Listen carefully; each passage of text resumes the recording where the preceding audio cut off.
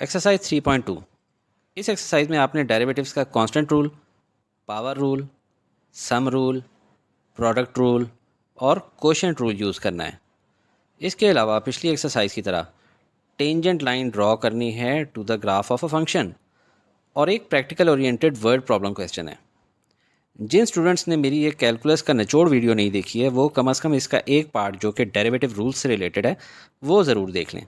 दोनों वीडियोस की link description में गिवन है। एज्यूम करता हूँ कि कुछ बच्चे फिर भी देखे बगैर आगे बढ़ रहे हैं। उनके लिए सिर्फ ये बता दूँ कि कांस्टेंट का ग्राफ हमेशा हॉरिजॉन्टल लाइन होगा, जैसे यहाँ पे 5 के ऊपर है।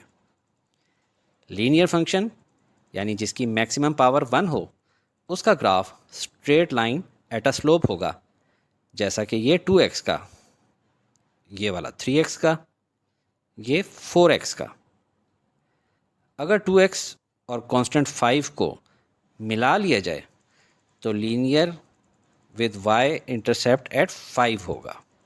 लीनियर फंक्शन होगा और इंटरसेप्ट कर रहा होगा y एक्सिस को 0.5 के ऊपर।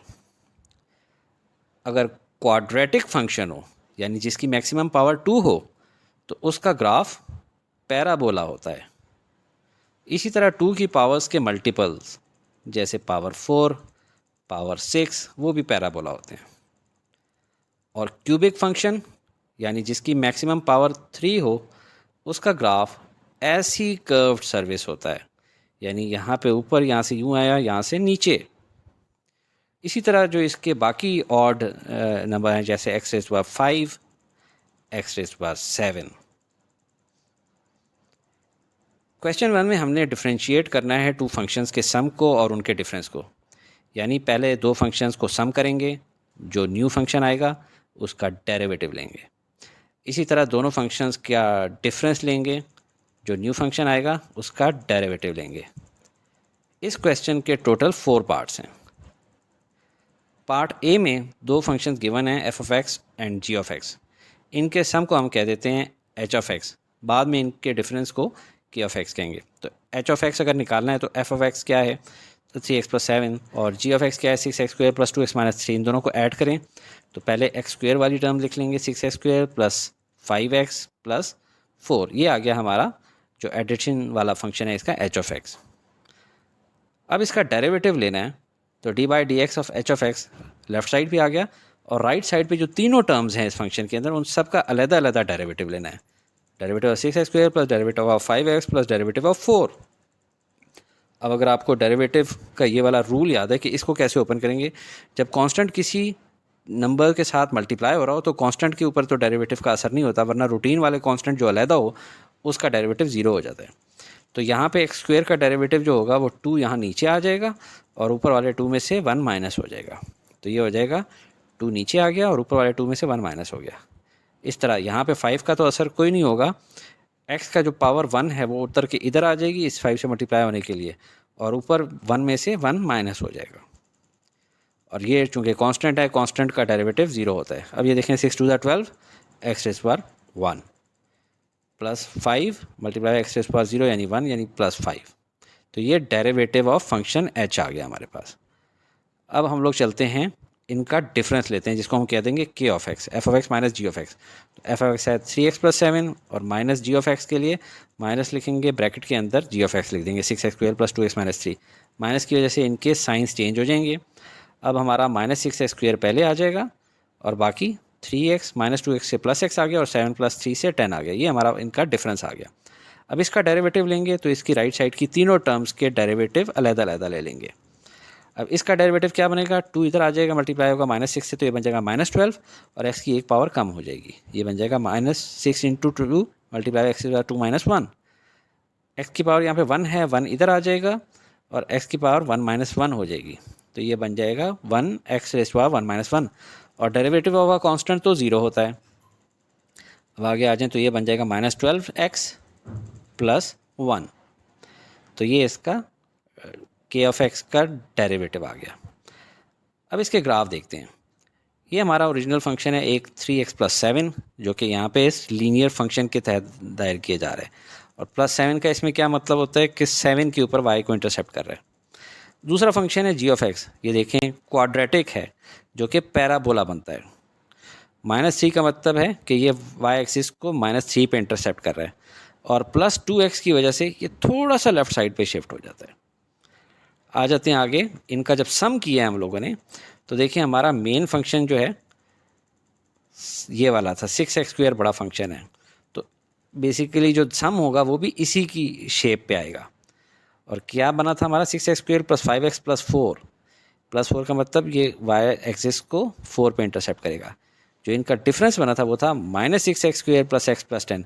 -6x² की सूरत में पहले +6x² की सूरत में ऐसे था, -6x² की सूरत में उल्टा हो जाएगा। और कहाँ पे इंटरसेप्ट कर रहा है वाई एक्सिस को, +10 पे, और +x की मदद से थोड़ा सा राइट साइड पे भी हो गया। अभी इन दोनों के जो डेरिवेटिव थे वो देख लें। इसका डेरिवेटिव था 12x + 5। 12x तो इसका स्लोप बता रहा है, 12 इसका 1 यूनिट अलॉन्ग x एक्सिस जाने पे 12 unit along y axis increase होता है, और +5 का मतलब y एक्सिस को 5 पे इंटरसेप्ट करेगा। इसका था -12x यानी नेगेटिव स्लोप है, 1 यूनिट अलॉन्ग x एक्सिस जाने पे y एक्सिस के ऊपर नीचे की तरफ 12 यूनिट्स जा रहा होता है, और +1 के y एक्सिस को 1 पे इंटरसेप्ट करेगा। पार्ट बी की तरफ चलते हैं। इसमें भी दोनों फंक्शंस को जो ऐड करेंगे तो हमारे पास आ जाएगा h(x), वो क्या बनता है 17x² - 15 + 1/3x² + 1/2x - 5। इनको अभी ऐड करना है, -15 और -5 को मैंने इकट्ठा कर दिया, -20 कर दिया। लेकिन ये x² और x² को इकट्ठा करने के लिए ज़रूरी है कि डिनोमिनेटर दोनों का सेम हो। तो इसको हम लोग कर लेते हैं कि नीचे वाले 17x² को नीचे हम लोग मल्टीप्लाई कर देते हैं 3 से, ताकि डिनोमिनेटर सेम हो जाए। लेकिन अगर नीचे 3 से मल्टीप्लाई किया तो ऊपर भी 3 से मल्टीप्लाई कर देते हैं। अब ये ऊपर हो जाएगा 17 3 ज़ा 51x², और ये है 1x², तो ये बन जाएगा 52x² / 3, बाकी एज इट इज़ ½ x - 20। ये आ गया h(x). अब इसका डेरिवेटिव लेना है तो इसके जो तीनों टर्म्स हैं उनका अलग-अलग डेरिवेटिव लिया जाएगा। और डेरिवेटिव का तरीका क्या होता है, x⁻² है तो 2 इधर आ जाएगा मल्टीप्लाई होने के लिए 52 से, और x की पावर रह जाएगी 1। इसमें देखें x की पावर 1 है तो 1 इधर आ जाएगा, और x की पावर रह जाएगी 0 यानी 1, तो ये 1/2 ही इसका आएगा। और कांस्टेंट का डेरिवेटिव क्या होता है, 0। इसको फर्दर सॉल्व करेंगे तो ये हो जाएगा 104 / 3x, और इसका हो जाएगा सिर्फ 1/2, क्योंकि x⁻0 हो जाता है 1। तो ये हमारा आ गया डेरिवेटिव ऑफ h। अब हम लोग आ जाते हैं इनके डिफरेंस की तरफ, f(x) - g(x), जिसको हम लोग कह देते होते हैं k(x). तो 17x² - 15, और माइनस करके अंदर ब्रैकेट के अंदर g(x) रख देंगे। इस माइनस की वजह से इन सब के साइंस चेंज हो जाएंगे।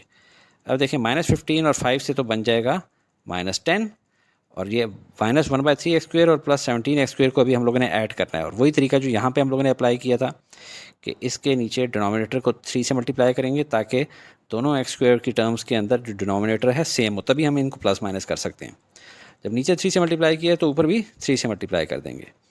तो ये हमारे पास आ जाएगा 17 3 ज़ा 51, 51 - 1 50x² / 3, -½ x और -10 एज इट इज़ नीचे आ गया। तो ये हमारे पास इन दोनों का डिफरेंस आ गया, इन दोनों फंक्शंस का। अब इसका डेरिवेटिव लेना है तो जो लेफ्ट साइड का डेरिवेटिव लेना है, राइट साइड की तीनों टर्म्स का अलग-अलग डेरिवेटिव ले लेना है। अब डेरिवेटिव का प्रोसीजर आपको पता है, x⁻² है तो 2 इधर आके मल्टीप्लाई हो जाएगा 50 से, और x की पावर बच जाएगी 1। इसी तरह यहाँ पे x की पावर 1 है तो 1 इधर आके मल्टीप्लाई हो जाएगा, और x की पावर रह जाएगी 0। और ये कांस्टेंट है तो कांस्टेंट का डेरिवेटिव क्या होता है, 0। अब ये देखें, ये बन जाएगा 100/3x, और ये बन जाएगा सिर्फ -1/2, क्योंकि x⁻0 है जो कि 1 की इक्वल होता है। अब ये हमारे पास सॉल्व हो चुका है क्वेश्चन, हमने तो यहीं तक करना था। लेकिन अब इसका थोड़ा सा ग्राफ देख लेते हैं। पहले f(x) 17x² जो कि पैराबोला होगा ऊपर की तरफ फेसिंग, -15 का मतलब कि -15 के ऊपर y को इंटरसेप्ट कर रहा होगा। दूसरा फंक्शन देखते हैं, g(x) = 1/3x²। ये भी पैराबोला है ऊपर की तरफ फेसिंग, लेकिन y एक्सिस को -5 पे इंटरसेप्ट कर रहा है, ठीक है। और 1/3 यानी बहुत कम स्टीपनेस है इसकी देखें कितना ज़्यादा स्टीप था 17x², इसलिए बड़ा क्लोजली ये ऊपर गया। 1/3 का मतलब बहुत कम स्टीप है, इसलिए थोड़ा लंबा सा राउंड जा रहा है यूँ करके। अब इनका जो सम था उसकी वैल्यू आई थी 52/3x², यानी अच्छा खासा स्टीप है ये तो। और -20 का मतलब -20 के ऊपर y को इंटरसेप्ट कर रहा है। इनका डिफरेंस था वो भी इससे मिलता जुलता करीब ही था, लेकिन वाई इंटरसेप्ट इसका -10 है, यानी थोड़ा सा ऊपर शिफ्ट कर जाएगा इधर। अब इनके जो डेरिवेटिव लेने थे, चूँकि खिचड़ी काफ़ी बाकी है, ज़रा थोड़ा सा क्लियर करते हैं और सिर्फ इनके जो डेरिवेटिव हैं, जो सम का और दोनों का जो डिफरेंस था, सम का अगर डेरिवेटिव लिया जाए तो उसका ग्राफ कैसा होगा, 1/104x। याद रखें डेरिवेटिव हमेशा एक पावर कम होता है। ये देखें इसकी पावर क्या थी, 52/3x²। ये ग्रीन वाले की बात कर रहा हूँ, ठीक है। और इसकी जो डेरिवेटिव की पावर है x, यानी ये लीनियर फंक्शन आ गया। और कहाँ पे इंटरसेप्ट करेगा, 1/2 के ऊपर, यहाँ पे। अब k का जो डेरिवेटिव है, यानी ब्लैक वाले पैराबोला का, ये भी देखें लीनियर फंक्शन है, और ये कहाँ पे इंटरसेप्ट कर रहा है, -1/2 पे। पहले यहाँ पे था, ये करेगा -1/2 पे इंटरसेप्ट। तो दोनों बहुत करीब करीब लाइनें हैं। थोड़ा सा इसको जो है जूम करके देख लें, ये 1 है तो ये +1/2 के ऊपर यहाँ पे इंटरसेप्ट कर रहा था, और ये -1 है तो ये -1/2 के ऊपर यहाँ पे इंटरसेप्ट कर रहा था। पार्ट सी, इसके अंदर भी वही प्रोसीजर है। पहले दोनों का सम लेंगे। सम करने का तरीका x³ - 3/2 पहले लिखें, प्लस 3x³ - 4x² + 2। इनको जब सम करेंगे तो क्यूब वाली वैल्यूज़ को इकट्ठा सम कर लेंगे, तो ये हो जाएगा 4x³ और जो स्क्वायर है -4x² और +2 -3। +2 को हम क्या लिख सकते हैं, 4/2 और ये क्या है, -3/2। तो ऊपर 4 - 3 से आ जाएगा 1 और यहाँ पे हो जाएगा 1/2। तो ये हमारा आ गया सम। सम का आप डेरिवेटिव लेना है तो राइट साइड वाली तीनों टर्म्स का आपने अलग-अलग से डेरिवेटिव ले लेना है। डेरिवेटिव का तरीका वही है, x³ है तो ये 3 इधर आ जाएगा मल्टीप्लाई होने के लिए 4 से, और ऊपर x की पावर रह जाएगी 2, माइनस ये 2 इधर आ जाएगा 4 से मल्टीप्लाई होने के लिए, और x की पावर क्या रह जाएगी, 2 - 1। इसके अंदर तो ऑलरेडी कांस्टेंट है तो कांस्टेंट का डेरिवेटिव 0 होता है। अब ये क्या हो जाएगा, 12x², ये डेरिवेटिव फाइनल हमारा आ रहा है, -8x और +0 लिखने की कोई ज़रूरत नहीं है। अब हम जाते हैं डिफरेंस की तरफ, जिसको हम कह देते होते हैं k(x). डिफरेंस के लिए भी पहले f(x) की वैल्यू लिख लेंगे और माइनस ब्रैकेट के अंदर g(x) की वैल्यू डाल देंगे। अब इस माइनस को खोलेंगे तो अंदर सारे साइन चेंज हो जाएंगे। अब x³ - 3x³ को कंबाइन किया तो ये बन गया -2x³। अब ये देखें जो कॉन्स्टेंट्स हैं -3/2 और -2, इनको ऐड करना है। तो ऐड, ये चूँकि फ्रैक्शन है, फ्रैक्शंस को ऐड करने के लिए ज़रूरी होता है कि दोनों के डिनोमिनेटर सेम हो। अगर यहाँ पे हम नीचे 2 लिखें तो ऊपर भी 2 से मल्टीप्लाई करेंगे तो हो जाएगा -4/2। ये -4/2 है और ये -3/2, दोनों को ऐड करेंगे तो क्या हो जाएगा, -7/2। और ये जो दूसरी चीज़ थी 4x², ये तो हमने एज इट इज़ उठा के लिख लिया। अब इसका डेरिवेटिव लेना है तो लेफ्ट साइड पे d/dx लिखेंगे और राइट साइड पे तीनों टर्म्स के साथ d/dx लिख लेंगे। और डेरिवेटिव का तरीका क्या है, ये 3 उठ के इधर नीचे आ जाएगा -2 से मल्टीप्लाई होने के लिए, और 3 में से 1 माइनस हो जाएगा। इसी तरह इसके अंदर 2 उठ के यहाँ पे आ जाएगा 4 से मल्टीप्लाई होने के लिए, और x की पावर 2 में से 1 माइनस हो जाएगा। और ये चूँकि कांस्टेंट टर्म है, कांस्टेंट टर्म का डेरिवेटिव हमेशा 0 होता है। अब इसको सॉल्व करेंगे तो ये हो जाएगा -6x² + 8x। आप लोगों ने यहीं तक करना है। ज़रा ग्राफ समझ लेते हैं इसका। सबसे पहले f(x) क्या है, x³ - 3/2। इसका ग्राफ देखें, ये क्यूबिक फंक्शन है और क्यूबिक फंक्शन हमेशा यूं करके आ रहा होता है। -3/2 यानी कि ये थोड़ा नीचे शिफ्ट हुआ है, -1.5 पे इसका y इंटरसेप्ट बना है। ये देखें ये भी क्यूबिक फंक्शन है, 3x³ और ये ऊपर +2 के ऊपर इंटरसेप्ट कर रहा है, और ये -4x², यानी बीच में पैराबोला इफेक्ट आएगा थोड़ा सा यहाँ पे, और इसको यूं करके उठाएगा जो नया फंक्शन अभी हमारा आएगा। ये देखें ये थोड़ा सा इसके अंदर पैराबोला इफेक्ट आया निचली साइड पे -4x², और कहाँ पे इंटरसेप्ट कर रहा है, +2 पे।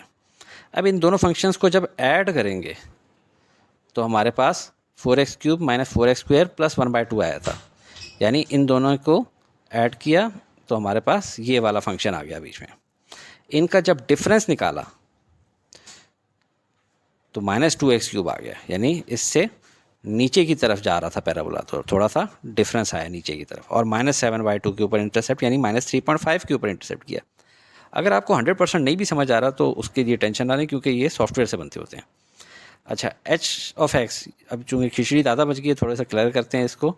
और अब इसका डेरिवेटिव लेना है तो ये ब्लैक वाले फंक्शन का डेरिवेटिव हम लोगों ने लिया तो ये पैराबोला आ गया। क्यों, ये देखें h(x) था क्यूबिक फंक्शन, क्यूबिक फंक्शन ये वाला है ब्लैक लाइन। जो डेरिवेटिव होता है उसका फंक्शन एक पावर लेस होता है, तो ये पैराबोलिक फंक्शन है क्योंकि स्क्वायर वाली पावर आ गई है। और इधर देखें, ये के ऑफ एक्स वाला जो फंक्शन था ग्रीन कलर वाला, इसका डेरिवेटिव अब लेना है माइनस वो 6x² + 8x। तो तस्वीर देखें, ये हमारा ओरिजिनल फंक्शन था के ऑफ एक्स, जो कि क्यूबिक फंक्शन है, नेगेटिव क्यूबिक फंक्शन है, इसलिए यहाँ से राइट पे जा रहा है। और इसका जो पैराबोला है वो भी नेगेटिव पूरा पैराबोला, लिहाजा फेसिंग डाउनवर्ड्स है। इसका पार्ट डी देख लेते हैं। वही तरीका, सबसे पहले एच ऑफ एक्स लेना है, f of x plus g of x. F of x क्या है, 4x³ - 5x, और जी ऑफ एक्स था 3x² / 5 - 2x। इन दोनों को ऐड करेंगे तो ये तो -5x और -2x से बन जाएगा -7x। ये हमारा एच ऑफ एक्स है। इसका डेरिवेटिव लेंगे तो राइट साइड की तीनों टर्म्स का अलग-अलग डेरिवेटिव लेना होगा। इसका डेरिवेटिव लेंगे तो क्या होगा, 3 इधर आएगा 4 से मल्टीप्लाई होने के लिए, और ऊपर 3 में से 1 माइनस हो जाएगा। इसका डेरिवेटिव लेंगे तो क्या होगा, 2 इधर आ जाएगा 3/5 से मल्टीप्लाई होने के लिए, और x की पावर में से 1 माइनस कर देंगे। और ये -7 है, x की पावर क्या है 1, तो 1 इधर आ जाएगा मल्टीप्लाई होने के लिए, और इसकी पावर में से 1 माइनस कर देंगे। तो अब देखें 4 3 12 और x रेज़ टू पावर 2 बन जाएगा, जबकि यहाँ पे 3 2 6 / 5 और x simple raise to power 1 के साथ, और ये x की पावर 1 - 1 0 हो गया है, तो ये -7 आ जाएगा सिर्फ। ये हमारा एच ऑफ एक्स यानी सम भी आ गया, इसका डेरिवेटिव भी आ गया। अब हम लोग डिफरेंस लेते हैं, जिसको हम लोग के ऑफ एक्स कहते होते हैं। डिफरेंस पहले एफ ऑफ एक्स लिख लेंगे और माइनस लिखेंगे जी ऑफ एक्स ब्रैकेट में लिख लेंगे। माइनस साइन की वजह से अंदर वाले साइन सारे चेंज हो जाएंगे। अब इनको ऐड करना है, तो 4x³ - 3/5x² तो एज इट इज़ आएगा, -5x + 2x की वजह से -3x आ जाएगा। ये हमारे पास इनका डिफरेंस आ गया फंक्शन के ऑफ एक्स। इसका डेरिवेटिव लेना है तो राइट साइड की तीनों टर्म्स का अलग-अलग डेरिवेटिव ले लेंगे। और पहला डेरिवेटिव जो लेंगे 4x³, तो 3 इधर आ जाएगा मल्टीप्लाई होने के लिए, और x की पावर में से 1 माइनस कर देंगे। इसके अंदर -3/5 एज इट इज़ होगा, 2 इधर आ जाएगा मल्टीप्लाई होने के लिए, और x की पावर में से 1 माइनस हो जाएगा। और ये माइनस x की पावर 1 थी, तो 1 इधर आ गया मल्टीप्लाई होने के लिए, 3 1 3, और x की पावर में से 1 माइनस किया तो x की पावर 0 1 हो गया। इसको सॉल्व करें, ये बन जाएगा 12x² - 6/5x। ये क्या है, -3। आप लोगों ने यहीं तक सॉल्व करना है, लेकिन इसका ग्राफ थोड़ा सा देख लेते हैं। जो हमारे ओरिजिनल फंक्शन है 4x³ - 5x यानी क्यूबिक फंक्शन है, तो ये क्यूबिक फंक्शन कैसा होता है, ऐसा राइट साइड से यूँ आ रहा होता है। तो ये ऐसा आ रहा है, -5x की वजह से थोड़ा सा इसके अंदर टिंट आया हुआ है नेगेटिव स्लोप का। अब जी ऑफ एक्स क्या है, 3/5x², यानी कि ये पैराबोलिक फंक्शन है, और -2x की वजह से थोड़ा सा साइड पे शिफ्ट भी हुआ होगा, इस साइड पे शिफ्ट हुआ हुआ है। ठीक है, पैराबोलिक है, अपवर्ड फेसिंग। इन दोनों को जब सम किया था हम लोगों ने, तो फिर मेन फंक्शन कौन सा था, देखिए दोनों में बड़ा फंक्शन कौन सा है, क्यूबिक फंक्शन। तो नेट इफेक्ट हमारा जो सम होने के बाद आ रहा है वो क्यूबिक फंक्शन का ही आ रहा है, तो वो ऐसा आ रहा है क्यूबिक फंक्शन ब्लैक के अंदर। जब इनका डिफरेंस लिया था फिर भी क्यूबिक फंक्शन आया था, और वो ऐसा आ रहा था जो मैंने ग्रीन से शो किया। देखें, सम किया था तो थोड़ा बड़ा फंक्शन बन गया था, जब माइनस किया है डिफरेंस लिया है तो थोड़ा छोटा फंक्शन लग गया है।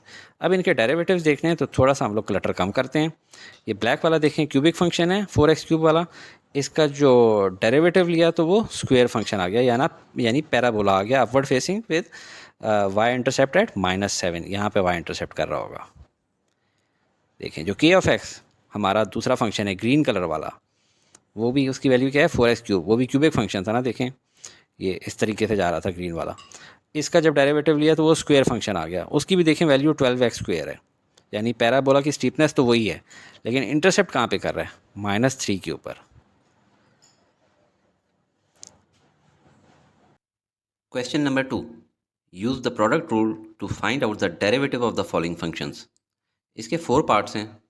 प्रोडक्ट रूल मतलब कि 2 फंक्शंस मल्टीप्लाई हो रहे हैं। आमतौर पे हम इन फंक्शंस को नाम फंक्शन ऑफ एक्स और जी ऑफ एक्स देते हैं। सिंपल लिखने के लिए हम एफ ऑफ एक्स को यू और जी ऑफ एक्स को वी लिख देते हैं। अगर इन दोनों फंक्शंस के प्रोडक्ट का डेरिवेटिव लेना हो, तरतीब ये होगी कि एक बार first function as it is लिखेंगे और सेकंड फंक्शन का डेरिवेटिव लेंगे, और फिर प्लस साइन के बाद second function as it is लिखेंगे, जबकि फर्स्ट फंक्शन का डेरिवेटिव लेंगे। बहुत आसान है। पार्ट ए, में टू फंक्शंस को हम लिखते हैं u is equal to f of x is equal to x square minus two, जबकि v लिख देते हैं g of x is equal to 3x plus one. बजाय इसके कि एफ ऑफ एक्स और जी ऑफ एक्स बार बार लिखा जाए, इसलिए इख्तिसार के लिए यानी कि बिल्कुल मुख्तसर लिखा जाए, इस फंक्शन का पूरा नाम हम लोग u लिखा करेंगे और इस पूरे फंक्शन का नाम v लिखा करेंगे। तो y is equal to u into v.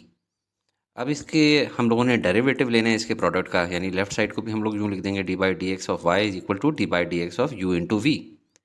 तो बजाय इसके कि पहले इनको मल्टीप्लाई किया जाए, डायरेक्टली इसका डेरिवेटिव निकाला जाता होता है, यानी u एज इट इज़ लिखा जाएगा, फिर derivative of v plus v as it is multiply by derivative of u with respect to x। तो u एज इट इज़ लिखें तो क्या आएगा, एक्स स्क्वेयर माइनस टू। अब derivative of v with respect to x लेना है, तो ये है इसकी जो कांस्टेंट टर्म है उसका तो डेरिवेटिव ज़ीरो होता है। जो ये वाली टर्म है इसका डेरिवेटिव क्या होगा, सिंपल थ्री, क्योंकि x की पावर क्या है वन, वन इधर आके मल्टीप्लाई हो जाएगी और x की एक पावर कम हो जाएगी, यानी x पावर ज़ीरो बच जाएगा। तो ये हमारे पास आ जाएगा इधर थ्री इस फॉर्मूले के तहत।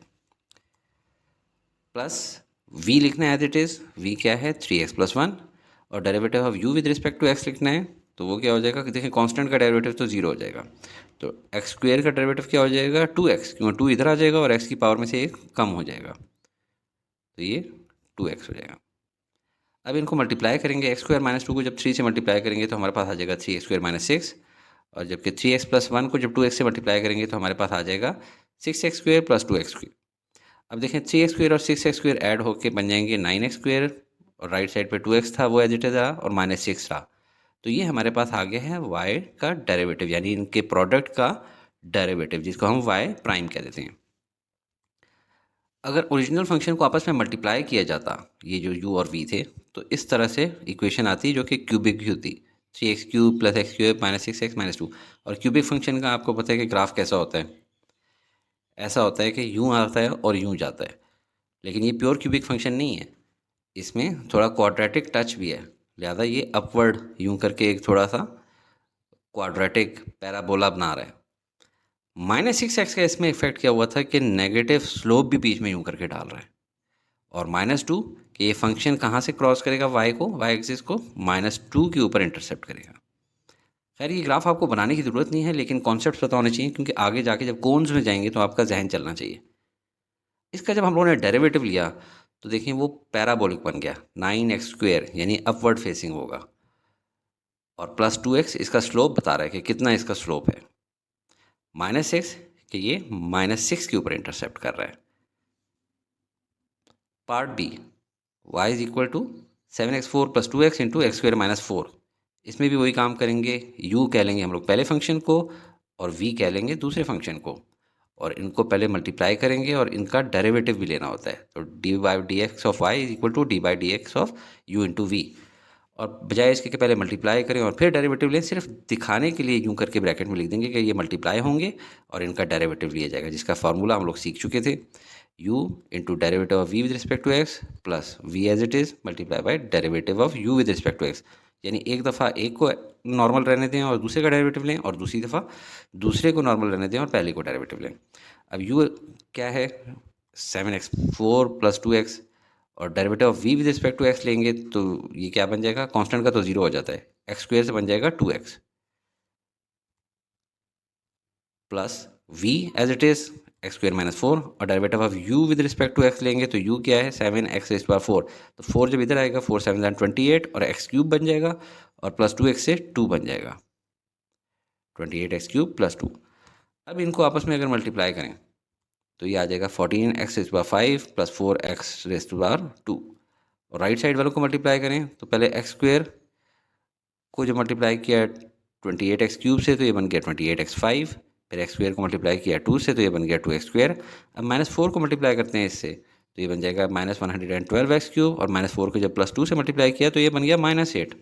अब देखते हैं कौन कौन सी चीज़ें इसमें सिमिलर हैं, x rays power five x rays power five, तो ये दोनों इकट्ठे हो जाएंगे, कंबाइन हो जाएंगे, और एक्स स्क्वेयर वाली टर्म्स कंबाइन हो जाएंगी, माइनस 112x क्यूब अलहदा रहेगा और माइनस 8 अलहदा रहेगा, तो ये बन गया 42x rays power five minus 112x cube plus 6x square minus 8।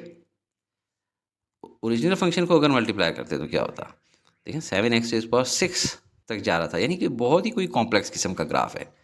इसका ये ग्राफ देखें, ये इसका मेन ग्राफ था, ठीक है, और ये इसका डेरिवेटिव है। लिहाजा इतना कॉम्प्लेक्स ग्राफ को समझने की आपको इस लेवल पे ज़रूरत नहीं है। Part C, y is equal to 2x-3 into under the root x-1। इसमें पहले फंक्शन को हम u कह देते हैं और सेकंड फंक्शन को v कह देते हैं, और इनका प्रोडक्ट होगा इस तरह लिखा जाएगा, लेकिन y is equal to u into v. इसका डेरिवेटिव लेफ्ट साइड का ले लेंगे और राइट साइड का भी डेरिवेटिव लिख देंगे। तो राइट साइड का हमें असल मकसूद है u इंटू वी का डेरिवेटिव, तो वो हो जाता है u into derivative of v with respect to x plus v into derivative of u with respect to x। तो पहले फंक्शन को लें u एज इट इज लिख लेंगे 2x-3, derivative of v with respect to x, ये देखें ये under the root x है, जिसको हम लोग लिखते होते हैं x⁻²। तो अगर x⁻² का डेरिवेटिव लें तो 1/2 इधर आ जाएगा और x की पावर क्या बच जाएगी 1/2 -1, यानी कि x⁻½ तो ये हो गया half into x⁻1/2 plus v as it is ले लेंगे, यानी अंडर रूट x-1, और derivative of u with respect to x लेंगे तो वो क्या हो जाएगा, -3 तो कांस्टेंट है, 0 हो जाएगा, 2x की जगह सिर्फ 2 बच जाएगा। अब इनको मल्टीप्लाई करेंगे तो 2x-3 मल्टीप्लाई बाय, ये इसको और सॉल्व करते हैं थोड़ा सा। देखें x⁻1/2 को हम लोग लिख सकते हैं 1/x⁻1/2, और इसको हम लिख सकते हैं 1/ अंडर द रूट x। तो ये हमारा हो जाएगा 1/2 और इसकी जगह अंडर द रूट x नीचे आ जाएगा। इसको मल्टीप्लाई करेंगे तो ये 2 इस साइड पे लिख लेंगे, under the root x-1 as it is लिख लेंगे। अभी देखते हैं आगे, 2x जब मल्टीप्लाई हुआ 1/2 अंडर रूट x से, तो हमारे पास 2 और 2 कैंसिल आउट हो गया और बच गया x/, अंडर रूट x। अब -3 जब इनसे मल्टीप्लाई होगा तो बन जाएगा -3/2 अंडर रूट x, और यहाँ पे +2 अंडर रूट x और -2। अब आप देखें ज़्यादातर चीज़ें स्क्वायर रूट x हैं, ये एक x अलग आया हुआ है, तो इसको हम लोग क्या लिख सकते हैं, under the root x into under the root x divided by under the root x, -3 divide by 2 under root x प्लस 2 अंडर रूट x -2। ये हम लोगों ने इसलिए किया था ताकि ये कैंसिल आउट हो जाए। ज़्यादा आपने जहन खुला रखना है इन सवालों को करते हुए। अभी इन सारों को देखें, ये बन जाएंगे अंडर द रूट x, और 2 अंडर रूट x से क्या बन जाता है 3 under the root x, -3 divide by 2 under root x और -2। इनके ग्राफ देखें, ये है u का ग्राफ। फंक्शन u हमारा क्या था 2x-3, जो कि लीनियर फंक्शन है। -3 का मतलब था -3 के ऊपर इंटरसेप्ट कर रहा है, और 2x यानी हर x की वैल्यू के ऊपर 2y इंक्रीज हो रहा है। ये है हमारा v का ग्राफ। v क्या था अंडर द रूट x-1। देखें आपको मैंने बताया था under the root x opposite होता है एक्स स्क्वेयर का, उसका इन्वर्स होता है, ठीक है। एक्स स्क्वेयर का फंक्शन ऐसा होता है, और वो पॉजिटिव साइड पे भी होता है और नेगेटिव साइड पे भी होता है, जबकि स्क्वेयर रूट हमेशा सिर्फ पॉजिटिव नंबर्स का होता है, ठीक है। तो जो एक्स स्क्वेयर यूं करके ऊपर जा रहा था, अगर अंडर द रूट x होगा तो वो सिर्फ यूं करके होगा, लेकिन -1 भी है तो इंटरसेप्ट इसका -1 के ऊपर है। और ये इन दोनों का कंबाइंड इफेक्ट y, जब ये दोनों आपस में मल्टीप्लाई हुए हैं तो बड़ा सिंपल है देखने में। देखें v की वैल्यू क्या है यहाँ पे -1, और इसकी वैल्यू क्या है -3, -1 मल्टीप्लाई बाय -3 +3, तो इन दोनों का कंबाइंड इफेक्ट y में +3 आ गया। इसी तरह जहाँ कहीं पे देखें ये अगर 0 है, देखें u की वैल्यू 0 है और v की वैल्यू 0 है, u की वैल्यू -1.5 है, तो एनीथिंग मल्टीप्लाई बाय 0 इज़ 0। तो यहाँ पे देखें हमारा y की वैल्यू 0 आ गई। और इसका आप डेरिवेटिव देखें, ये इसका डेरिवेटिव फंक्शन है। डेरिवेटिव क्या बताता है हमें, मेन फंक्शन का स्लोप बताता है। तो किसी पॉइंट पे देख लेते हैं, देखिए ये वाला पॉइंट जहाँ पे y डैश यानी ग्रीन हमारा जो डेरिवेटिव फंक्शन है, इसकी y की वैल्यू क्या है 0। इसी तरह इसका स्लोप यहाँ पे क्या हुआ है ऑलमोस्ट 0 है। अगले क्वेश्चन में ये बहुत डिटेल में आपको समझाऊंगा। Part d, -3 under root x plus 6 into 4 into under root x -2। इसमें u कह देते हैं हम लोग -3 अंडर रूट x प्लस 6 को, और v कह देते हैं 4 अंडर रूट x -2 को। प्रोडक्ट लिया y equal to u into v, और इनका डेरिवेटिव लेना है। डेरिवेटिव जो प्रोडक्ट रूल का होता है वो होता है u into derivative of v with respect to x plus v into derivative of u with respect to x। तो u हमारे पास क्या है -3 अंडर रूट x प्लस 6, और derivative of v with respect to x क्या होगा 4 under root x -2 है। तो देखिए अंडर रूट x को हम लोग लिख लेते होते हैं x² 1/2, और जब इसका डेरिवेटिव लेंगे तो क्या आएगा, half x raise to power minus 1/2। तो ये हो जाएगा 4 इंटू इसकी जगह क्या आ गया, half x raise to power minus 1/2। और -2 का डेरिवेटिव, ये चूँकि कांस्टेंट है, कांस्टेंट का डेरिवेटिव 0 होता है तो वो नहीं लिखेंगे। Plus v as it is पूरा का पूरा लिख लेंगे 4√x माइनस 2। और derivative of u with respect to x आपने लिखना हो तो u ये है -3 और x स्क्वायर रूट की जगह क्या लिखेंगे, half into x raise to power minus 1/2। -3 into half into x raise to power minus 1/2। इसको सॉल्व करते हैं further, -3√x plus 6 as it is आ गया। ये देखिए 2 4 को काट रहा है, 2 2 ज़ा 4, तो इसकी जगह हो जाएगा 2 डिवाइडेड बाय क्या, √x। कैसे, एक्स रेज़ पावर माइनस 1/2 लिखा है, इसको हम लोग लिख सकते हैं 1 divide by x rays power 1/2 और इसको लिख सकते हैं 1 डिवाइड बाई √x। तो इसकी जगह हम लोग लिख लेंगे 2 डिवाइड बाई √x। इसको अपने अभी सॉल्व करना है और 4√x minus 2 as it is रहा। इसको हम लोग क्या लिख लेंगे, इसमें भी आप देखें एक्स रेज़ पावर माइनस 1/2 हम लोग ये लिख सकते हैं 1 डिवाइड बाई √x। तो ये लिख लेंगे हम लोग -3 डिवाइड बाई 2 √x। मल्टीप्लाई करना शुरू करते हैं, -3 √x मल्टीप्लाई बाय 2/6। तो क्या आएगा, -3 मल्टीप्लाई बाय 2 हो जाएगा -6 और √x ऊपर और √x नीचे, ये कट जाएंगे। अब देखिए 6 को मल्टीप्लाई करेंगे इससे तो ये हो जाएगा 12 डिवाइड बाई √x। इधर आ जाए 4 इंटू √x मल्टीप्लाई करेंगे -3 डिवाइड बाई 2 √x से, तो ये हो जाएगा, देखिए √x तो कट गए, तो ऊपर आया -12 डिवाइड बाई 2 तो ये -6 और -2 को जब इनसे मल्टीप्लाई करेंगे तो देखें 2 2 आपस में कैंसिल आउट हो गया, माइनस माइनस प्लस हो जाएगा तो ये बन जाएगा 3 डिवाइडेड बाई √x।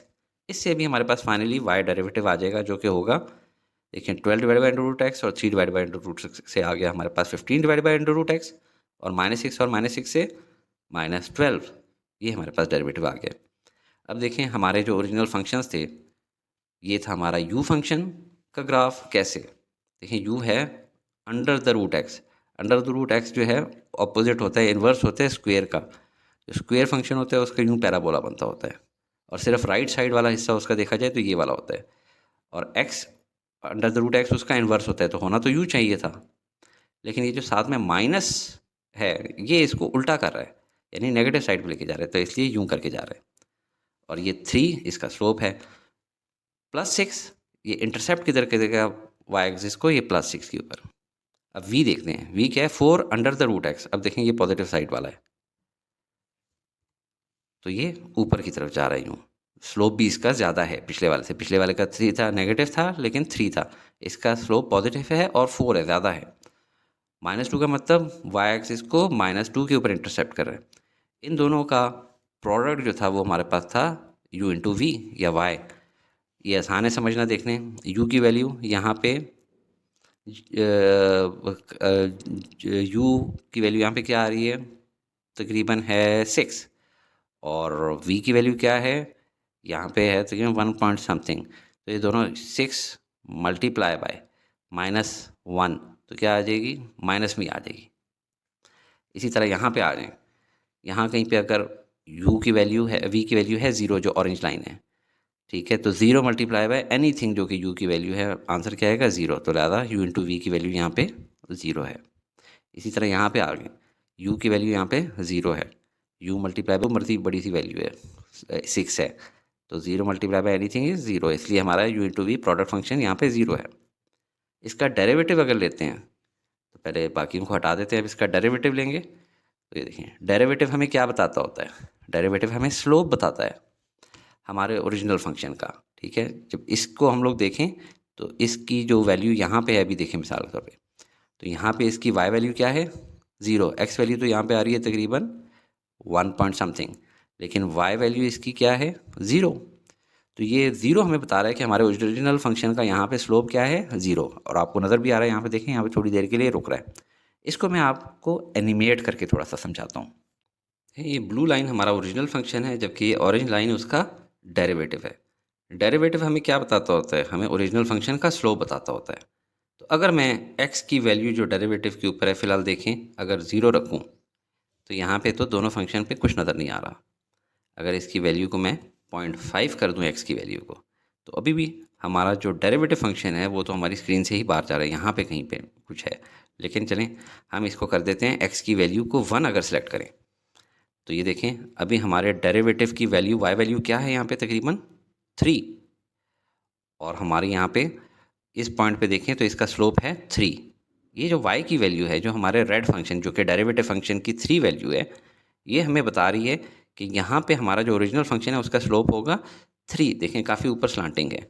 थोड़ा आगे चलते हैं, अगर इसको 1.5 कर दूँ मैं x की वैल्यू को, तो अब देखें हमारे डेरिवेटिव की वैल्यू कम होकर कितनी आ गई है 0.5। और यहाँ पे भी आप देखें अगर इसको थोड़ा सा क्लैरिटी से, तो हमारा फंक्शन स्लोपिंग कम होना शुरू हो गई है और एक वक्त आएगा कि स्लोप 0 हो जाएगा। वो कहाँ पे आएगा? तकरीबन 1.5 के करीब। ये देखें अभी हमारा डेरिवेटिव फंक्शन जो रेड लाइन है इसकी y कंपोनेंट क्या है? 0 है तकरीबन, ठीक है, ऊपर नीचे नहीं है, 0 के ऊपर है। ये हमें बताता है कि हमारा ओरिजिनल फंक्शन जो है इस पॉइंट पे x इज इक्वल टू 1.55 पे हमारा यहाँ पे स्लोप 0 है। और आपको नज़र भी आ रहा है, देखें स्लोपिंग अपवर्ड्स था, फिर यहाँ पे से यहाँ पे स्लोप 0 हो गया। अब इसके बाद जब x की वैल्यू हम बढ़ाते जाएंगे तो हमारे डेरिवेटिव से नज़र भी आ रहा है कि देखें डेरिवेटिव बता रहा है कि डेरिवेटिव की यहाँ पे वैल्यू क्या होगी, x की वैल्यू मैं अगर 2 पुट करूँ तो y की वैल्यू क्या आ जाती है -2 पॉइंट समथिंग। और हमारा ओरिजिनल फंक्शन दिखा भी रहा है कि यहाँ पे नेगेटिव स्लोप है और काफ़ी ज़्यादा स्लोप है, -2.5 है। Question number 3. Use the quotient rule to find out the derivative of following functions. इस क्वेश्चन के भी 4 पार्ट्स हैं। क्वेश्चन 2 और 3 में आपको सम रूल और प्रोडक्ट रूल सिखाया गया है, इसमें क्वोशंट रूल सिखा रहे हैं और प्रैक्टिस क्वेश्चंस हैं ताकि आगे प्रैक्टिकल क्वेश्चन से पहले प्रैक्टिस हो चुकी हो। इस क्वेश्चन के ग्राफ्स काफ़ी कॉम्प्लेक्स हैं, discontinuous type. First year level पे उनको समझने की ज़रूरत नहीं, इसलिए इस क्वेश्चन में मैं ग्राफ्स नहीं बनाऊंगा। शुरू करने से पहले डेरिवेटिव रूल्स में क्वोशंट रूल रिवाइज कर लें। इसको डिवीजन रूल भी कह सकते हैं। हमारे केस में f ऑफ x by g of x, f of x function को हम u से डिनोट करेंगे और g ऑफ x फंक्शन को v से। इस तरह हम y को लिख सकते हैं u ओवर v। अगर इसका डेरिवेटिव लेना हो तो रैप स्टाइल में एक जिंगल बताई थी, low d high minus high d low square the bottom and there we go. तो पहले बॉटम यानी v स्क्वेयर नीचे लिख लें और ऊपर लो यानी v डाल दें। डी हाई मतलब derivative of u, minus high से मुराद है u, डी लो से मुराद है डेरिवेटिव ऑफ v। मज़ीद सिंप्लीफाई करके लिख लें तो v into u prime minus u into v prime divide by v square. Part a में 2 फंक्शंस को हम लिखते हैं, u is equal to f of x is equal to 3x minus 5 और v is equal to g of x is equal to x minus 4। अब हम y को लिख सकते हैं u बाय वाई। अब अगर y का डेरिवेटिव लेना हो विद रिस्पेक्ट टू x तो राइट साइड का डेरिवेटिव क्या होगा, u बाय वाई का derivative with respect to x। और यहाँ पे क्वोशंट रूल अप्लाई करेंगे तो v into u prime minus u into v prime divide by v square. इसके अंदर अगर वैल्यूज़ डालें तो सबसे पहले v की वैल्यू क्या है x माइनस 4, वही नीचे उसका स्क्वेयर भी लग जाएगा। पहले हमेशा स्क्वेयर लगाया करें। अब ऊपर देखें, ऊपर v की वैल्यू डालनी है तो v की वैल्यू x माइनस 4। u का डेरिवेटिव लेना है तो u का डेरिवेटिव क्या होगा 3x माइनस 5, लीनियर फंक्शन है, लीनियर फंक्शन का डेरिवेटिव कांस्टेंट होगा यानी सिर्फ 3 होगा। माइनस 3 तो ऑलरेडी कांस्टेंट है तो कांस्टेंट का डेरिवेटिव 0 हो गया, 3x का डेरिवेटिव 3 हो गया, minus u as it is यानी 3x minus 5 as it is आ गया। और v का डेरिवेटिव, v भी देखें लीनियर फंक्शन है, x रेज़ पावर 1 माइनस 4 तो कांस्टेंट का डेरिवेटिव तो 0 हो गया, x रेज़ पावर 1 का डेरिवेटिव क्या होगा 1, क्योंकि यहाँ पे जो पावर 1 है वो इधर आके मल्टीप्लाई होगी जो ऑलरेडी 1 था उससे, और x की पावर 1 में से 1 माइनस हुआ तो x raise power 0 is equal to 1, तो ये 1 बन गया। नेक्स्ट चलते हैं, 3 अंदर मल्टीप्लाई होगा x माइनस 4 से तो ये आ जाएगा 3x माइनस 12, और ये 1 तो ना भी मल्टीप्लाई करें तो फ़र्क नहीं पड़ता, माइनस अंदर जाने से अलबत्ता फ़र्क पड़ेगा, माइनस 3x प्लस 5। अब ये 3x माइनस 3x से कट गया और पीछे क्या बच गया हमारे पास -12 plus 5 is equal to -7 divided by x minus 4 whole square, which implies कि हम इसको लिख सकते हैं derivative of y is equal to -7 into x minus 4 whole square नीचे था, अगर ऊपर लाएंगे तो x minus 4 whole raise power -2 हो जाएगा। वैसे इस तरह भी लिखने नहीं देते तब भी आपको पूरे मार्क्स मिल जाते हैं। Part B, y is equal to minus x square plus 6x divided by 4x cube plus 1, इसको भी हम उसी तरह लिखेंगे u is equal to f of x is equal to minus x square plus 6x, और नीचे वाले function को v is equal to g of x is equal to 4x³ + 1। अब हम लोग लिख लेते हैं y is equal to u और v। अगर डेरिवेटिव ऑफ y लेना हो विद रिस्पेक्ट टू x तो वो हो जाएगा equal to derivative of u by y with respect to x। यहाँ पे क्वोशंट रूल अप्लाई कर देते हैं, वही low d high minus high d low और नीचे स्क्वेयर द बॉटम। अब देखें स्क्वेयर द बॉटम क्या है, बॉटम पे v है, v का स्क्वेयर लेना है, 4x³ + 1 होल का स्क्वेयर ले लिया। अब ऊपर क्या है, सबसे पहले v एज इट इज़ आना है यानी 4x³ + 1, u का डेरिवेटिव लेना है। अब देखें u क्या है, -x² + 6x। -x² का डेरिवेटिव क्या होगा, 2 इधर आ जाएगा यानी -2 हो गया और x की पावर 1 कम हो जाएगी, सिर्फ x² 1 रह जाएगा, तो ये हो जाएगा -2x। जबकि 6x x की पावर 1 है तो वो ख़त्म हो जाएगा, यहाँ पे आएगा तो 1 6 और x की पावर 0 यानी 1, तो ये +6 रह गया। अब ये माइनस आ गया, u की वैल्यू क्या है एज इट इज़ उतारेंगे, -x² + 6, जबकि v का डेरिवेटिव लेंगे, v का डेरिवेटिव क्या होगा, 3 इधर आएगा, 3 × 4 12 हो गया और x की पावर 1 कम हो जाएगी, x² हो जाएगा, तो 12x² हो गया। फर्दर चलते हैं, 4x³ को जब इस सारों से मल्टीप्लाई करेंगे, 4x³ multiply by -2x -8x4 हो गया, 4x³ मल्टीप्लाई बाय +6 हुआ 24x³ अब 1 को बारी बारी इन दोनों से मल्टीप्लाई करते हैं, -2x से मल्टीप्लाई करने पे -2x और +6 से मल्टीप्लाई करने पे +6। अब ये minus sign as it is रहेगा, जबकि 12x² अंदर जब मल्टीप्लाई होगा तो ये हो जाएगा -12x⁴ और 12x² जब इससे मल्टीप्लाई हो गया तो ये हो जाएगा 72x³। अब यहाँ तक तो एज इट इज़ हम लोगों ने उतार लिया। इस माइनस साइन की वजह से ब्रैकेट के अंदर जो कुछ है उसके साइंस चेंज हो जाएंगे, ये हो जाएगा +12x⁴ और ये हो जाएगा -72x⁴। सिमिलर टर्म्स को मैंने कलर एक जैसे दे दिए हैं। अब देखिए -8x⁴ + 12x⁴ से क्या बन जाएगा, वो हमारा फाइनल डेरिवेटिव की शक्ल आ रही है, तो क्या होगा 4x⁴ और 24x³ -72x³ से हमारा बन जाएगा -48x³ और ये एज इट इज़ -2x + 6, तो ये हमारा डेरिवेटिव आ गया। Part C, y is equal to 5x + 6 divided by square root of x। इसमें हम लोग u लिखेंगे f(x) को 5x + 6, जबकि नीचे जो स्क्वायर रूट ऑफ x है उसको हम कह देंगे v is equal to g of x। अब y हो गया u ओवर v। अब derivative of y with respect to x is equal to derivative of u divided by y with respect to x। अब इसके ऊपर हम लोग quotient rule apply कर लेते हैं, यानी v into u prime minus u into v prime divided by v square. याद रखें जो प्राइम का लफ्ज़ है ये बेसिकली डेरिवेटिव को शो कर रहा होता है। तो नीचे सबसे पहले लिख देंगे v का स्क्वायर, v क्या है √x, तो √x का होल स्क्वायर, और ऊपर सबसे पहले v आएगा तो v की वैल्यू क्या है square root of x। u का डेरिवेटिव देखें ये u है, लीनियर फंक्शन है तो कांस्टेंट तो वैसे ही खत्म हो जाते हैं, कांस्टेंट का डेरिवेटिव 0 होता है। 5x का डेरिवेटिव 5 होगा minus u as it is, यानी कि ये पूरा का पूरा फंक्शन एज इट इज़ लिख देंगे 5x + 6, जबकि v का डेरिवेटिव देखें स्क्वायर रूट ऑफ x है, रेडिकल को ख़त्म करें तो ये क्या हो जाएगा x⁴1/2। अब इसका डेरिवेटिव अगर लिए जाए तो हाफ इधर आ जाएगा और x की पावर हाफ में से 1 माइनस करें तो वो क्या हो जाएगा x⁴ -½ तो हाफ इंटू x⁴ -½ ये 2 स्क्वायर रूट से कैंसिल आउट हो गया। अब हमारे पास नीचे बच जाता है x, तो हम लोग उसको अलग ले लेते हैं इक्वल टू 1/x और बड़ी ब्रैकेट डाल के अंदर लिख देते हैं 5√x माइनस, और ये क्या हो जाएगा 5x + 6 और इसके नीचे ये 2 चला जाएगा डिवाइडेड बाय 2, और ये जो x⁴ -½ था जब नीचे आ जाएगा तो x⁴ 1/2 हो जाएगा, और x⁴ 1/2 किसके बराबर होता है ये देखें स्क्वायर रूट ऑफ x के, तो ये x⁴ -1/2 जब नीचे आएगा तो स्क्वायर रूट ऑफ x बन जाएगा। अब इसका हम लोग एलसीएम ले लेंगे 2√x, तो जब एलसीएम ले लिए तो ज़ाहिर है ये इससे ऊपर जाके मल्टीप्लाई होगा, 5 × 2 = 10 हो जाएगा और स्क्वायर रूट ऑफ x और स्क्वायर रूट ऑफ x एक नीचे से आया माइनस राइट साइड वाली टर्म एज इट इज़ ही रहेगी 5x + 6, क्योंकि एलसीएम के अंदर ऑलरेडी ये वाली चीज़ पीछे से मौजूद थी।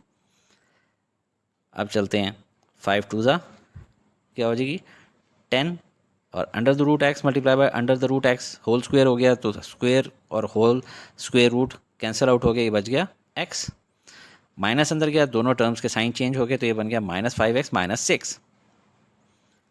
फर्दर सॉल्व करें और ये फाइनल शेप आ रही है हमारी, तो इसको हम लोग कर लेंगे, ऊपर आ गया 10x - 5x से 5x और ये -6 as it is divided by 2 ये वाला, और x और √x। अब ये इसको गौर से समझें, x की पावर क्या है 1, इस x की पावर क्या है 1/2, तो 1 + 1/2 क्या हो जाता है x की पावर 3/2। तो ये हमारा डेरिवेटिव आ गया। पार्ट 4 या पार्ट डी जिसको कहते हैं एफ ऑफ पी, यानी फंक्शन ऑफ पी है, फंक्शन ऑफ एक्स नहीं है, is equal to 2p + 3 into 4p - 1 divide by 3p + 2। अब इसमें आप देखें ऊपर दो टर्म्स हैं आपस में मल्टीप्लाई हो रही हैं, पहले इनको हम लोग मल्टीप्लाई कर लेते हैं। तो 2p मल्टीप्लाई बाय 4p और 2p मल्टीप्लाई बाय -1 करते हैं।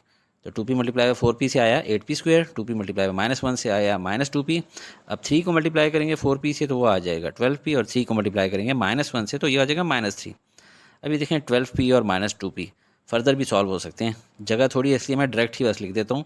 ऊपर वाले फंक्शनों को मैं कह देता हूँ u is equal to h of p, h of x या एफ ऑफ एक्स नहीं कह रहा क्योंकि एफ ऑफ पी तो पहले ही हुआ था। तो u is equal to h of p, जिसमें बीच वाले दो टर्म्स को मैंने ऐड भी कर लिया है, तो वो हो गया 10p और बाकी 8p² और -3। नीचे वाला एज इट इज़ हम v कह देते हैं equal to g of p, function g depending upon p, 3p + 2। अब हम लोग कह लेते हैं y is equal to u over v, derivative of y with respect to p। यहाँ पे ये चीज़ काबिल गौर है क्योंकि ये p का फंक्शन है, p के ऊपर डिपेंड कर रहा है।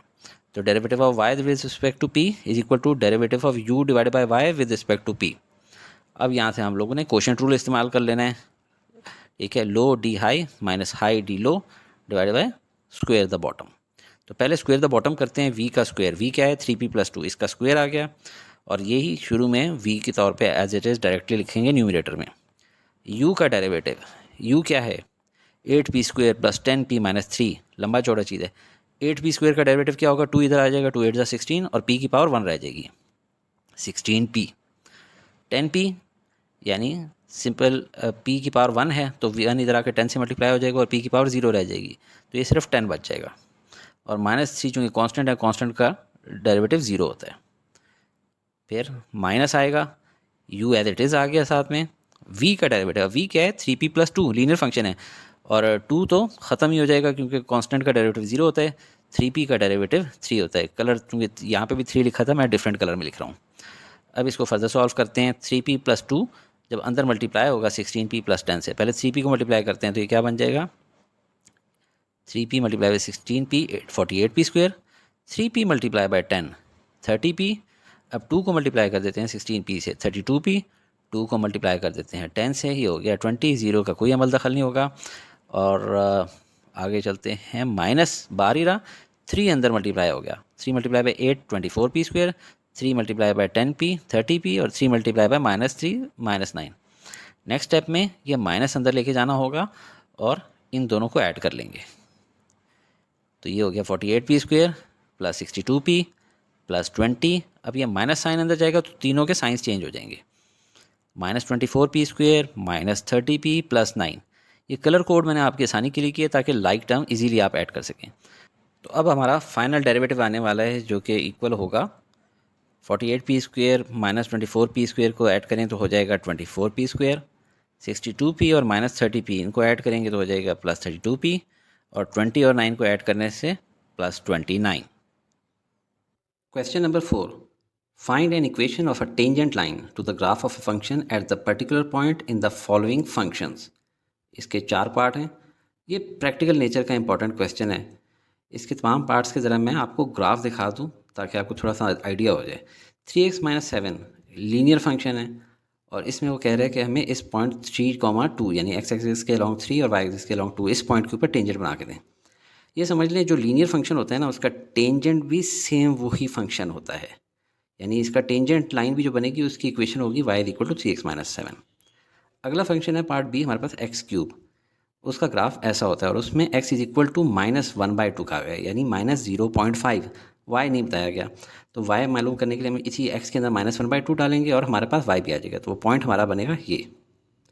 तीसरा फंक्शन है 1/x + 3, ये ब्रोकन फंक्शन है, एक जगह पे ब्रेक हो जाता है, कंटिन्यूस नहीं है। ये देखें x के अंदर अगर हम लोग वैल्यू कौन सी डालें तो ये ब्रेक हो जाएगा -3। ये देखें -3 के ऊपर -3 + 3 0 हो जाता है, तो anything divided by 0 is infinity. और इसका हम लोगों ने कहाँ पे टेंजेंट ढूंढना है, x = 2 पे, यहाँ पे चुनना सा कोई बहुत ही छोटा सा स्लोप आएगा इस तरह के। और आखिरी है x / x - 2, ये भी ब्रोकन फंक्शन है क्योंकि इसमें अगर यहाँ पे x की वैल्यू 2 डाल दी जाए तो 2 - 2 0, anything divided by 0 is infinity.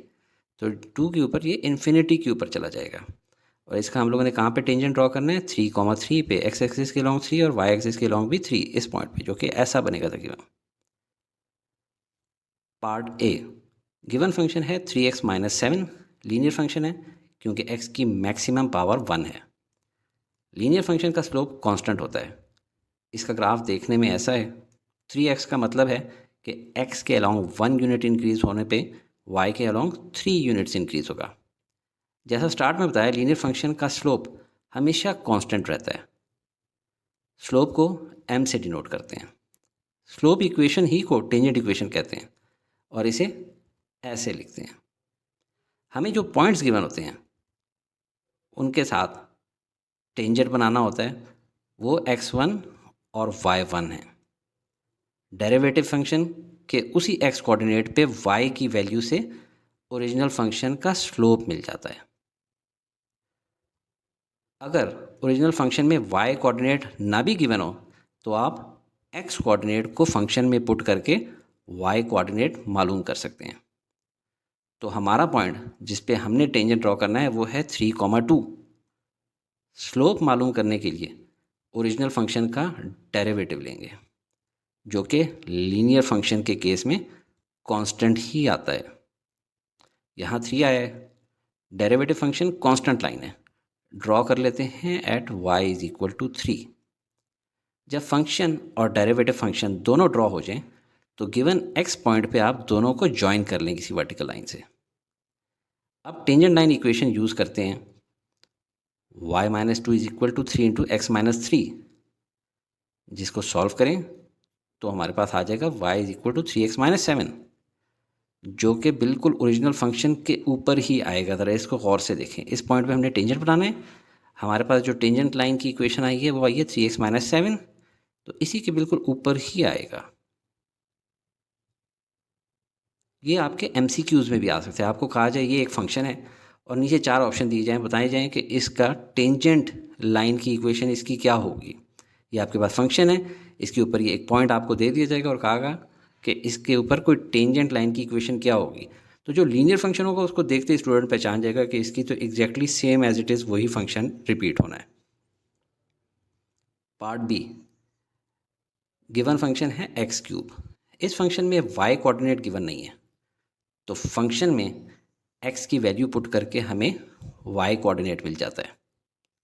Coordinates अलग से लिख लेते हैं, इनको हम x1 y1 कहते हैं।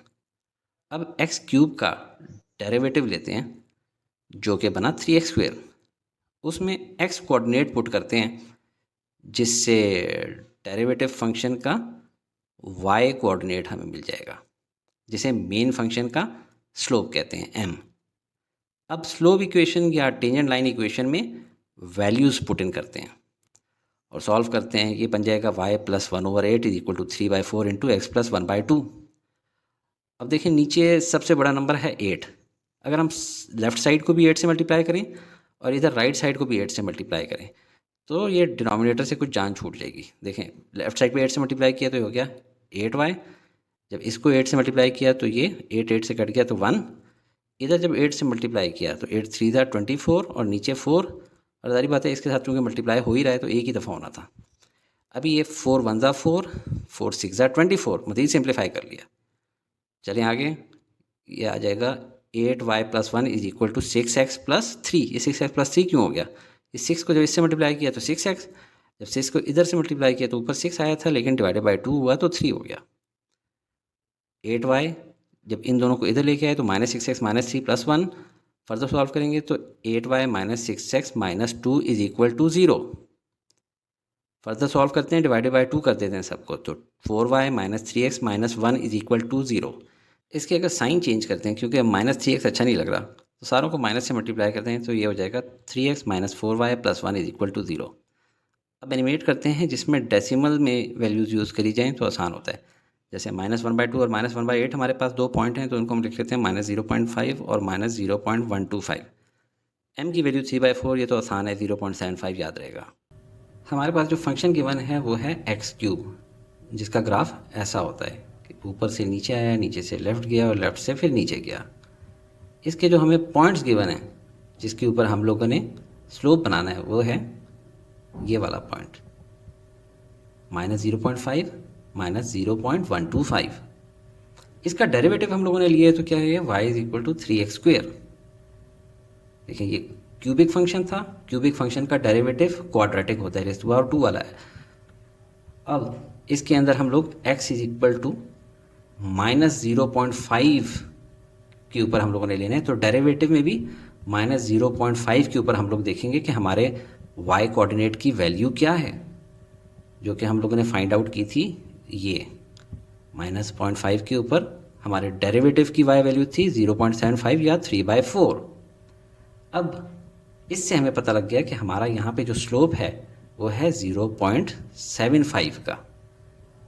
और यहाँ पे जब हम लोग टेंजेंट लाइन की मदद से अपना ग्राफ ड्रॉ करेंगे, जो टेंजेंट लाइन ड्रॉ करेंगे वो ऐसी आएगी।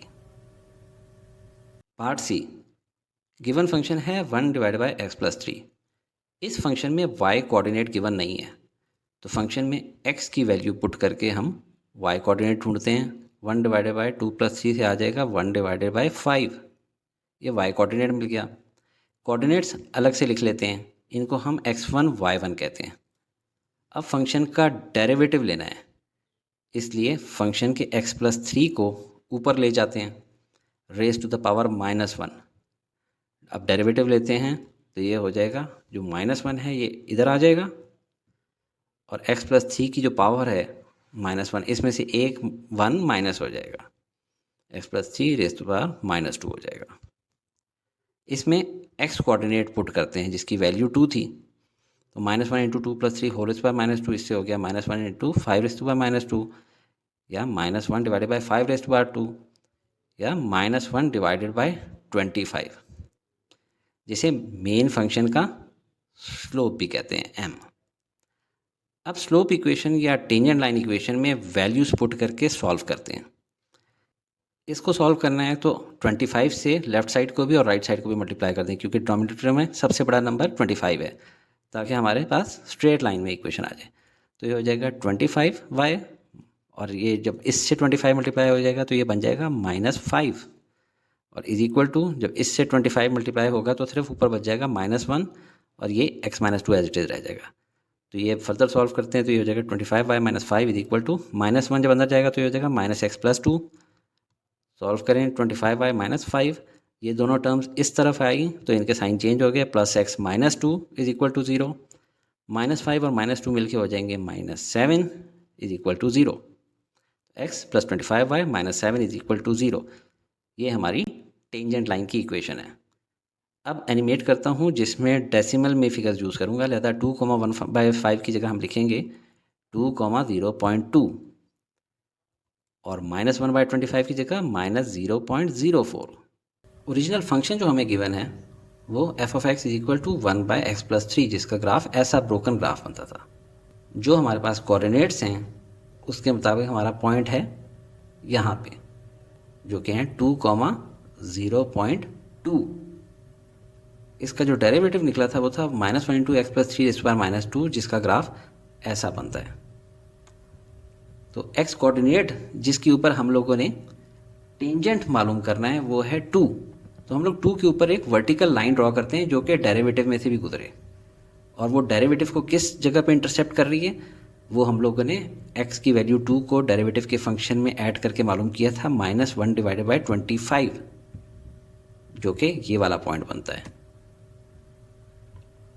बहुत ही माइन्यूट है, और इसको हम लोगों ने जो डेसिमल में किया था वो था -0.04। तो हमारा जो मेन फंक्शन का ये पॉइंट था, इसके ऊपर हम लोगों ने टेंजेंट लाइन ड्रॉ करनी है। वो ड्रॉ करें तो ऐसी बनती है। स्लोप देखें, आपको नज़र भी आ रहा है कि नेगेटिव है, ऊपर से नीचे की तरफ जा रहा है, और बहुत थोड़ा सा स्लोप है -0.04। पार्ट डी, फंक्शन गिवन है x/x-2। इसमें y कोऑर्डिनेट भी गिवन है, इसलिए x की वैल्यू पुट करने की ज़रूरत नहीं है। पॉइंट के कोऑर्डिनेट्स को हम x1 y1 कहते हैं। अब फंक्शन का डेरिवेटिव लेना है तो कोशिएंट रूल यूज़ करेंगे, न्यूमरेटर को u और डिनोमिनेटर को v लिखेंगे, तो ये बन जाएगा y = u/v। डेरिवेटिव लेंगे y का तो राइट साइड पे जो d/dx ऑफ u/v, इसको हम लोग क्वोशंट रूल से सॉल्व करेंगे, जिसके लिए रैप स्टाइल में मैंने जिंगल सुनाई थी आपको, low d high minus high d low square the bottom and there we go. ये फॉर्मूला याद होगा आपको। अभी इसके अंदर चीज़ें डालते हैं। v का स्क्वायर क्या होगा, v है x-2, तो उसका स्क्वायर नीचे लिख लिया।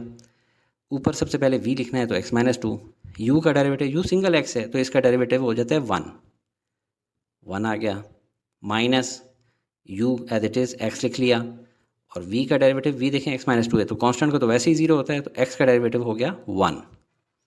अब इसको सॉल्व करें तो ऊपर आ जाएगा x-2 minus x divided by x-2 whole square, नीचे x-2 होल स्क्वायर, ऊपर x-2 माइनस एक्स। ये माइनस एक्स प्लस एक्स आपस में कट गए, तो हमारे पास जो डेरिवेटिव आ जाता है वो है -2 divide by x-2 whole square. इसमें अब x कोऑर्डिनेट को पुट करते हैं जो कि हमें गिवन है 3, तो नीचे देखें 3 माइनस 2 1 का जो भी स्क्वायर हो तो 1 ही होता है, तो हमारे पास जो आंसर आ गया है वो है -2, जो कि यहाँ पे तो इस फंक्शन के लिए जो कि हमारा डेरिवेटिव फंक्शन है उसके लिए तो y पॉइंट है, लेकिन मेन फंक्शन का ये हमें स्लोप बताता है m। अब स्लोप इक्वेशन या टेंजेंट लाइन इक्वेशन में हम वैल्यूज़ पुट इन कर लेते हैं। देखें y1 की वैल्यू 3, x1 की वैल्यू भी 3, और m की वैल्यू हमने अभी निकाली है -2। इसको सॉल्व करें तो y -3 is equal to -2x plus 6, y is equal to -3 को उधर ले जाएँ तो क्या हो जाएगा -2x प्लस 9। अब एनिमेट करते हैं इसको। इसमें हमारे पास जो ओरिजिनल फंक्शन गिवन था वो था f(x) is equal to x divide by x-2, जिसका ग्राफ बनता है ऐसा। ये भी ब्रोकन ग्राफ था और इसके जो कोऑर्डिनेट्स पॉइंट्स हैं वो ये वाले थे 3,3, यानी x एक्सिस के अलॉन्ग 3, y एक्सिस के अलॉन्ग 3। जब हम लोगों ने इसका डेरिवेटिव लिया तो वो आया था y is equal to -2 divide by x-2 whole square.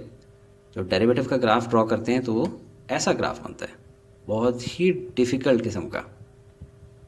हम लोगों ने डेरिवेटिव के अंदर भी मेन फंक्शन का जो x कोऑर्डिनेट था उसकी वैल्यू पुट की थी, x इज इक्वल टू 3, जिससे हमें पता लगा था कि डेरिवेटिव का जो ये वाला पॉइंट है y कोऑर्डिनेट, ये हमें हमारे ओरिजिनल फंक्शन की इस लोकेशन का स्लोप बताएगा।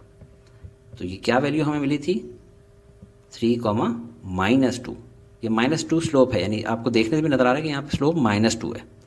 फिर हम लोगों ने टेंजेंट लाइन इक्वेशन के अंदर वैल्यूज़ डाली, x1 की, y1 की और m की, तो इससे हमारे पास जो टेंजेंट लाइन इक्वेशन आ गई उसको जब हमने ड्रॉ कर गया तो वो ऐसी आ गई, यहाँ से बिल्कुल ही नीचे।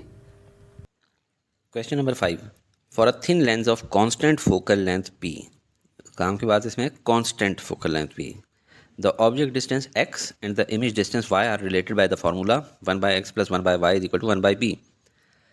ये हमारी इसकी कनोटेशन है कि ये एक ऑब्जेक्ट है और ये कितने फासले पे पड़ा हुआ है लेंस से, डिस्टेंस x पे, और ऑब्जेक्ट से जो इमेज बन रहा है उसका डिस्टेंस है y। जाहिर है ऑब्जेक्ट को आगे पीछे करेंगे तो इमेज भी आगे पीछे होगा, तो ज़्यादा ही बात है y डिपेंडेंट है x के ऊपर, और जो हमारा लेंस है इसकी जो फोकल लेंथ है वो कांस्टेंट है, उसको कह रहे हैं p। तो सवाल हमसे किया जा रहा है solve the above equation for y in terms of x and p।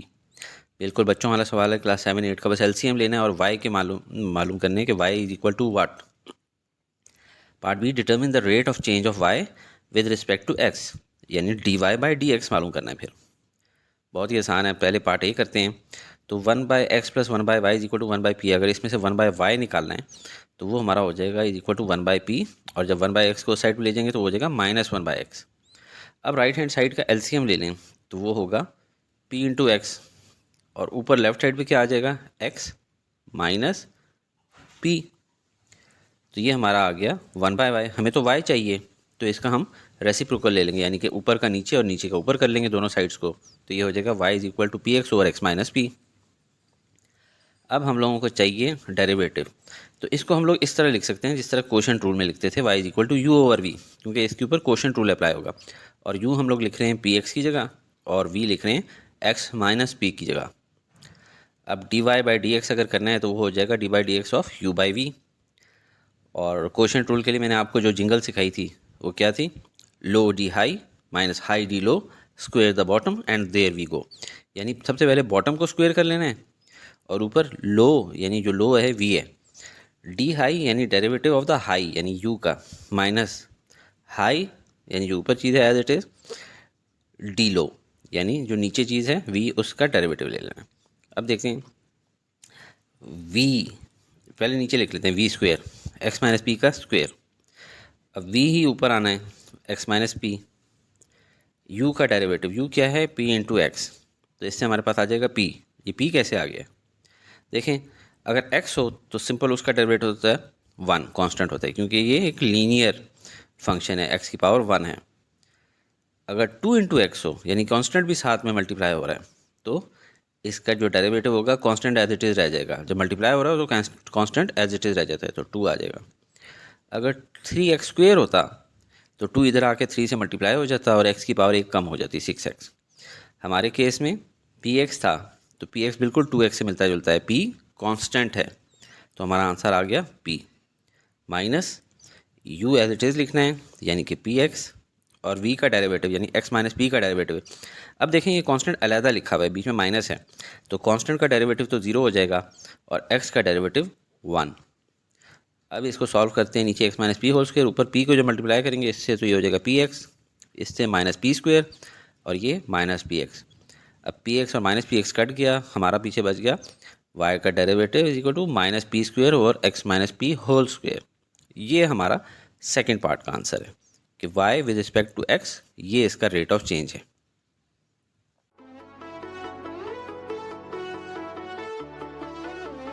Study with me, a learning experience.